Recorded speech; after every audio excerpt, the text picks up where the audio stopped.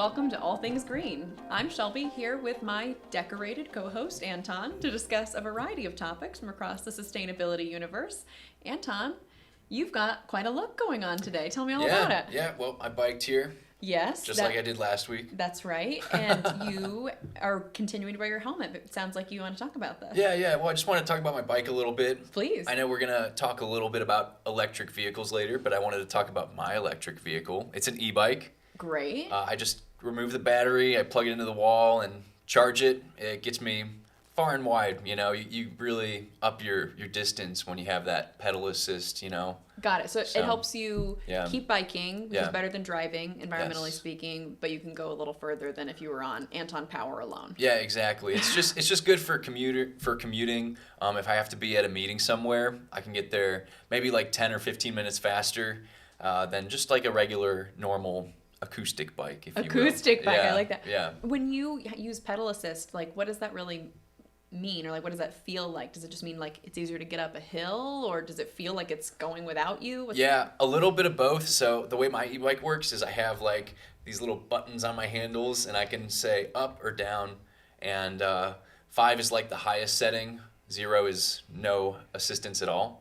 So if I like just put it on 5 and then I start pedaling, it'll just start rolling, like it'll start going, and it's awesome because I can just go like 20 miles an hour down the road. Wow. And it's fun. It's fun. It's a good leisure, a good pastime. Yeah. For work and for pleasure. For work and for pleasure, exactly. I love that. And you've got like some safety features and everything. Well, I went to Joy Machines, which is actually like just down the road from us. It's a bike shop. My friend Alex owns the shop. And this rear view mirror helps me see behind me in case there's any cars that are like about to hit me. I can just bail off my bike. So, okay, great. Yeah. We hope that you never have to do it, but I'm glad that you got a tool for it. Thank you. Where'd you get your e-bike? I actually bought it online during a Black Friday sale. Okay, great. So I got it It's accessible. Yeah, I got it pretty cheap. It was shipped to my house, and I just had it assembled by my partner's uncle. So that's fantastic. Yeah. And so is there any like maintenance or like, first of all, I think you're kind of rubbing it in that I can't really ride a bike very well. But this is that's a motivating bummer. me Yeah. to maybe get more into it so that I can have a fancy e-bike. Well, Bike Cleveland actually has adult cycling classes. Nuh-uh. Yeah, you can go learn. Oh, would you Yeah. go with me so that I don't feel like... Yeah, of course. Thank you. All the staff at Bike Cleveland are wonderful. Okay, so. that's great to hear. Anybody else in Cleveland we should know about, like to like maintain my bike or where I could get a bike or anything like that? There's a lot of great bike shops everywhere. Upcycles, I guess, is on Lorraine, very close to us also. Okay, great. They actually will like take old bikes and they'll make them like new again with other parts. They'll sell reused bikes. We got Joy Machines, which I already talked about. Beat Cycles in Lakewood is where I take my bike to get it maintained. But it's so much less of a money pit than a car. Yeah. Maybe you have to replace tires. Maybe you have to get the chain greased. But like other than that, it's like such an affordable way to get around. Plus, you look so stylish. Thank you. I appreciate it. But I'm gonna actually take this off for the rest of the episode. So. All right, cool. Yeah. Well, we talked about your electric vehicle, which is a bike. But I also want to talk about electric vehicles and the way that we more traditionally think about them. Hair looks great, by the way. Yeah, a little bit of helmet hair, but it's fine. That is part of the commitment to the e-bike. Yeah, I mean, it is what it is. Well, when we think about more of an electric vehicle, I think that we who are sort of in this sustainability space talk a lot about EVs as this like major solution for protecting our environment and reducing our carbon emissions. I mean, is that like what you think most people are talking about when we talk about EVs? Yeah, I think a lot of people see it as like the solution to getting places without having to burn as much gasoline. Yeah. I have my thoughts. I'd like to hear yours first, though. Yeah, I think we can kind of bill it as this like silver bullet. And as we've talked about before, I come at sustainability and the environment from a public health background. So when it comes to technology, I sort of listen to what I see, and I might not question it right away. But I was reading something lately that did make me question my kind of just boundless appreciation for EVs. So I'm reading this book by the author Peter Zion. He's a geopolitician, and he's really interested in migration, demography, and also sort of how goods are transported around the world. His most recent book is called The End of the World is Just the Beginning.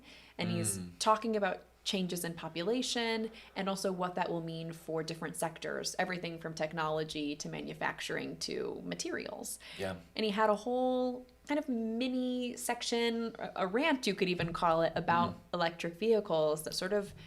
A rant. Yeah, I would maybe call it. He's a very serious and educated guy, but he writes in a really accessible way, including things like having a footnote under mentioning lasers, where the footnote was just pew pew. Yeah. So it's like really accessible even for someone like me who isn't used to reading about materials in this way. So yeah, he had this whole section on what it takes to produce the batteries in electric vehicles and all the materials that you need to make electric vehicles lighter because the batteries themselves are so heavy. Okay. And essentially what I was learning is that what I thought of as a totally great thing, just the next natural step for us, decarbonizing driving, wasn't all it was cracked up to be. You're nodding like you already knew this, which doesn't surprise me. Well, I mean, it's just... You have to do all of the you're burning a lot of carbon manufacturing all of this first of all. Yes. Instead of maybe repurposing an older vehicle that already has good gas mileage to begin with. Also, I have a beef with EVs.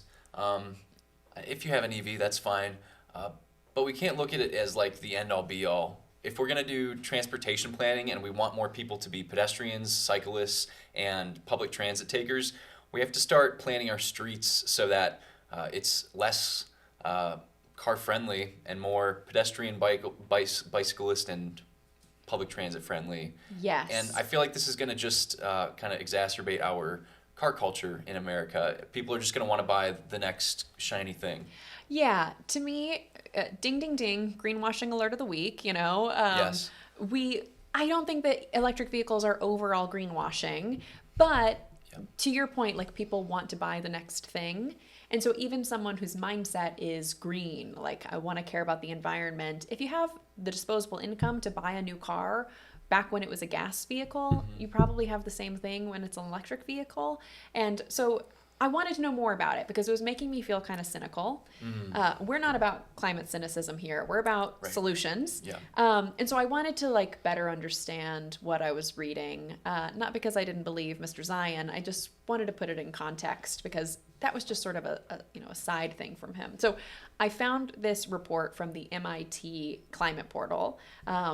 Very trustworthy source in my opinion. Yeah. And so they pointed out things that we've already talked about. Electric vehicles are not net zero. Right. They do produce emissions. As you mentioned, the manufacturing of electric vehicles takes a lot more energy than it does to produce a traditional gas-powered vehicle. Yeah.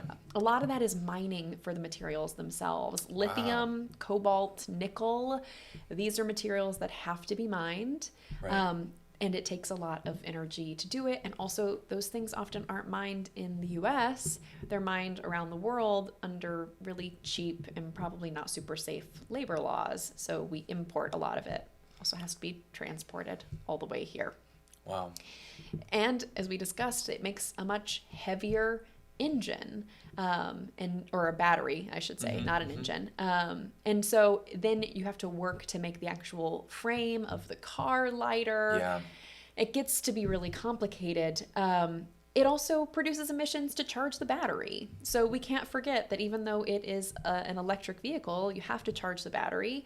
And it really depends on the quality of the grid from which you are charging of how much emissions come out of charging that vehicle. Oh, yeah. So the article that I was reading, or the report, I should say, from MIT, made reference to the idea that like in Scandinavia, where there's a lot of hydropower, electric vehicle charging is like not net zero, but really, really low, like significantly lower than anything that you would get out of just pumping your car full of gas. Yeah.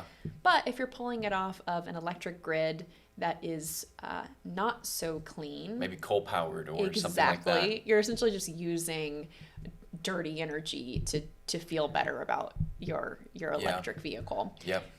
All of this sounds cynical still, I know. But the report also highlighted that electric vehicles are still overall a net good because once they hit the road, they do produce significantly less emissions that outweighs how much emissions go into the production and charging of them. I just wanted to talk about it because I think, as I mentioned, we do discuss electric vehicles like they're an end-all be-all solution. Right. And you mentioned it, like people want to buy the next thing. I just want to point out how much goes into creating them. So if you have already purchased an electric vehicle, keep it. Yes, right. Take good care of it. Use it sparingly, and then be a pedestrian. Yes. Be a bike commuter like Anton. I try. Take public transit when you can. Here in Cleveland, we have lots of different public transit options, and that is not equitably distributed around the U.S., but where it exists, you can take it. So if you've got an EV, that's great. Thank you for taking a step towards a greener planet. And also, a little ding, ding, ding greenwash alert. Don't think that that's going to be the only thing that you can do. I know that you are interested in this topic, so I just want to give you an opportunity to talk about any other thoughts you have on electric vehicles before we move into the next thing. I feel like we covered it a lot. I would just add, biking is a lot of fun. Yeah. You get to see like a vantage point of like the city or community you live in that you just normally wouldn't get from driving in a car. So I would just say, give it a shot. I'm not saying commit your life to it. Don't sell your car or anything. But you might find that you really like it. So definitely give it a shot. Yeah, I think so too. Well, once I go to Bike Cleveland and learn how to ride my bike more effectively, maybe I can do that. And until then, I'm going to hold on to the old 2011 Subaru that I've been driving for years and years. Nice. Until I kind of run it to the ground, or until it actually does start producing emissions that are like failing the state test and show that it's like really, really dirty. My partner had to replace his vehicle because we moved to Ohio and couldn't get it re-registered. And that was a good thing, Yeah. There's a reason those tests are in place. It showed that the emissions weren't good. You're going to have to replace a whole catalytic converter. Might as well do a new car at that point. But if you've got one, hold on, and then the next car, make it an EV. 100%. Don't buy a new one until you need a new one. Agreed. All right, cool. Well, thanks for talking about this thing that I learned a lot about this week. Let's talk about something else. All right. You want to talk about fracking again? Are we going to do weekly fracking No. sessions, you think? No, I don't think so. Okay, well, I would take it, but I'm excited to learn a little more today. Yeah. So, fracking, something very near and dear to my heart. No. It is. Well, we have a lot of communities affected by fracking. Yeah. And so I just wanted to give you a quick run through of how fracking is affecting safe drinking water around America. Yes, please do. There are studies that show that underground chemicals from fracking or injection wells, it's leaking into people's safe drinking water. These are like private wells, or maybe it's even like runoff that ends up in an aquifer. Like, for example, on the Ohio River, they have an aquifer where there's a lot of waste just running off from a facility in Belmont County. And so they're going to get their municipal water system contaminated with radioactivity and forever chemicals that there's no way to clean it. You got to just get a whole new system. And Hence the forever part, I guess. Yeah, the forever part. And so it's dangerous. I mean, from an economic and like infrastructure standpoint, do we really want to be rebuilding all this infrastructure because we have contaminated it through fracking, right? Yeah, and it sounds like probably there's not a whole lot of regulation that's keeping this from happening. Right, exactly. That's one of the biggest problems. The oil and gas industry, they're actually exempt from having to report what kind of chemicals are in this toxic slough that they use to do the fracking. And I think we talked about because that's proprietary, like Yes. same reason that I can't know what has gotten into my bloodstream if I go to the doctor. It's all coming together, Anton. It's all coming together, and that's what I'm really trying to do on this podcast, because Yeah. fracking is such a big issue that people need to know the nuances so that they can protect their own communities. In 1974, the Safe Drinking Water Act was passed, and actually a loophole came around a little bit later that helped exempt oil and gas from having to comply with the Safe Drinking Water Act. So just when I thought we were going to get good news, Yeah. Safe Drinking Water Act, I was like, woohoo! Yeah, But right. It's actually the fracking industry is totally what's the word I'm looking Bypass? for? They totally bypassed the Safe Drinking Water Act. Got it. Dick Cheney, former vice president, he was once a CEO of an oil and gas company called Halliburton. And so what's dubbed now the Halliburton loophole, he recommended to Congress, hey, oil and gas should not have to be under the Safe Drinking Water Act. So what does that mean for us today? I mean, that was 1974. This is just kind of continued and we haven't made any progress, or are there like things going on that could make this better? Well, we're still under the same legislation. We're still under that Halliburton loophole. So when fracking waste does end up in people's drinking water, there's nothing that we can really do about it until Congress repeals the Halliburton loophole. People are going to keep getting contaminated by forever chemicals and radioactive waste, which is really concerning. And I have some proposed solutions that I would like to bring to the table. Yeah, please. First of all, we need to regulate these chemicals, this radioactive fracking waste. We need to make sure that there's cradle to grave tracking. And what I mean by that is from the moment that they take fresh water and mix it with their proprietary chemical solution, we need to know where that waste goes, whether it's in the ground, whether it comes back up. We need to be able to know if it's being spread on roadways, whether it's ending up in drinking wells.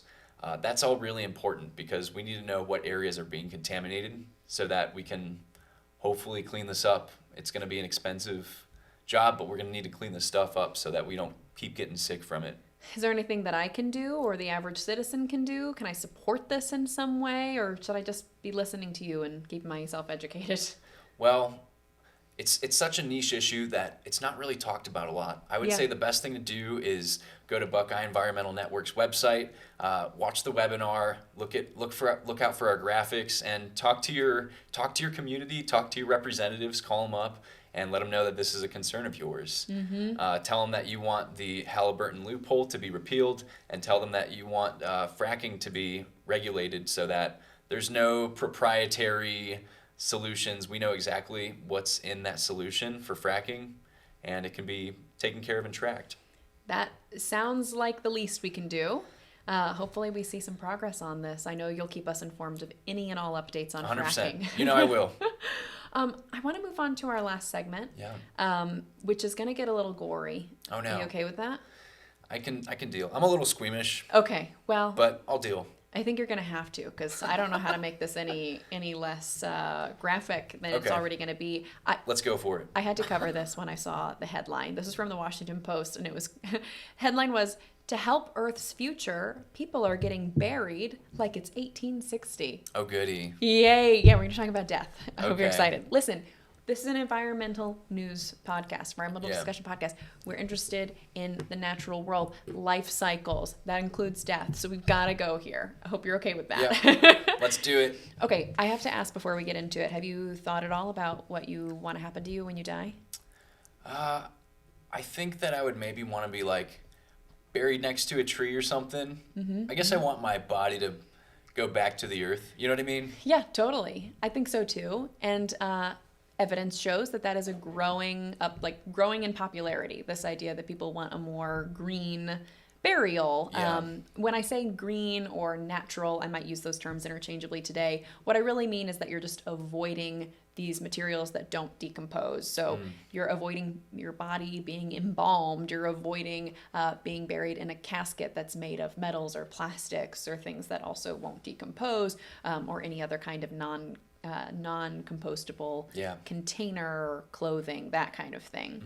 Instead, a more natural or green burial chooses compostable materials, like you could be buried in a bamboo box that, still gives you that ceremony that you want with your family, but will eventually go back to the earth, as you said. Yeah. And so it's growing in popularity, but it's pretty different than what most people are used to, or what most people have really heard of. So I'm probably going to reference my notes a lot in this episode, or in this segment, I should say, because I really want to get this right. And who can remember these statistics off the top of their head? So in the U.S., 57% of people choose to be cremated. Okay. Cremation, that's when we burn ourselves into ash, and then you can store it. That sounds not that bad, right? I mean, Yeah, there's nothing wrong with that. You just ashes, right? Yeah, kind of. Except, actually, it's really bad. And not just because we're not alive anymore, which of course is the worst part, but actually, cremation requires a furnace to run at about 2,000 degrees Fahrenheit. Okay, yeah. For 2 hours, because our bodies are really resilient, especially our bones to being broken down. The carbon emissions from running a furnace that hot for that long is equivalent to driving your car about 500 miles. Ooh. Yeah, so it's not exactly your campfire in the backyard. It takes a lot of energy to process a body in that way. Interesting. Yeah, so that is off my list. That doesn't sound good, but what's your other option? I mean, how else are people buried? They do a traditional burial in a traditional casket where they get embalmed. And here's a little bit of trivia for you. Embalming has existed for a really long time, but when do you think it was popularized in the US? If you had to guess. Embalming. Yeah. That process of replacing your fluids with something that keeps you looking rosy gross. for a long time. Honestly, I'm not entirely sure. I would guess maybe like mid 20th century. I really have no idea. Yeah. Well, it's like I said, been around a long time, but it became popular during the Civil War. Oh, okay. Yeah, I can see the recognition on your face. It's people were dying all over the country, and then they had to be shipped back, and people wanted their loved ones to look nice. Yeah. The technology existed, and so it became popular. So your soldier came home looking nice. Yeah. And then President Lincoln was embalmed. Yeah. And he was buried. He was like railroaded all across the U.S. Yeah, totally. So people all wanted to come and see him, and Yeah. I get that you maybe wouldn't want to see him if the natural processes were taking place. Yeah, that would be stinky and It'd be, other stuff. Smell My City app. Download it today. So people saw that you could keep a body looking great, and it seemed like really respectful, and you want to be able to honor the people that you love. So it became really popular. And now, like I said, 37% of people choose that for themselves, at least in the US. And so I want to talk about some alternatives, but I also want to talk about the impact of both these things. So Yeah. What's the drawback with the embalming? yeah, so embalming fluid, not exactly natural, not great for the environment. When someone is embalmed, they then have to be buried in some kind of container, but even that's not enough. Most ordinances make it so that you are required to then pour concrete into the ground before you put a body and a casket in it. So it's like a box and a box and a box and a box. Because they don't want embalming fluid to leak out into the environment. That's gross. I know, I'm sorry. I know. I'm trying to keep it less gory for you. Disgusting. So yeah, like obviously if we don't want that leaking into the environment, we do need that concrete, but wouldn't it maybe be better if we just didn't do that in the first place? Yeah. Let's talk about some statistics. Yeah. Traditional burials, where you are put into a casket and embalmed, require millions of tons of buried concrete and millions of gallons of embalming fluid No kidding. every year. Wow.